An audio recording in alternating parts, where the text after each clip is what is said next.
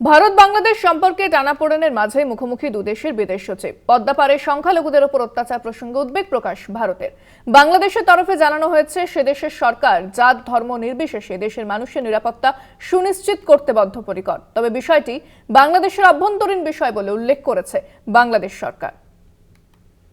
And we look forward to moving the relationship forward in a positive, forward-looking and constructive direction. কোথাও আগুন জ্বলছে, কোথাও ঝরছে রক্ত। সংখ্যালঘু নেতা তথা সন্ন্যাসী চিন্ময় কৃষ্ণ দাসের গ্রেপ্তারিকে কেন্দ্র করে কার্যত উত্তাল বাংলাদেশ।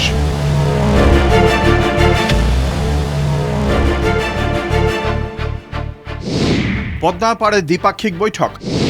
মুখোমুখি ভারত বাংলাদেশের বিদেশ সচিব। পদ্মা পাড়ায় অশান্তির আঁচ পড়েছে গঙ্গা পাড়েও। পশ্চিমবঙ্গ ছাড়াও দেশের বিভিন্ন স্থানে চলছে প্রতিবাদ বিক্ষোভ। বাংলাদেশ ভারতের মধ্যে কূটনৈতিক সম্পর্কেও চলছে টানাপোড়েন। এই আবহে মুখোমুখি ভারত ও বাংলাদেশের বিদেশ সচিব।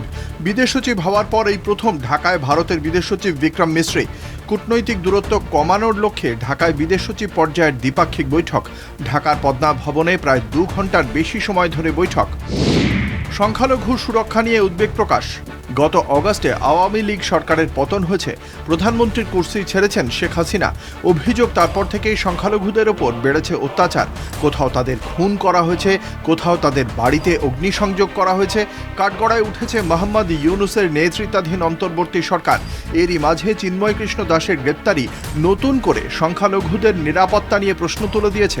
বাংলাদেশের বিদেশ সচিবের সঙ্গে বৈঠকে সংখ্যালঘুদের নিরাপত্তা নিয়ে প্রশ্ন তুলে দিয়েছেন ভারতের বিদেশ সচিব মিশ্রিও। At the same time, we also had the opportunity to discuss certain recent developments and issues, and I conveyed our concerns, including those related to the safety and welfare of minorities.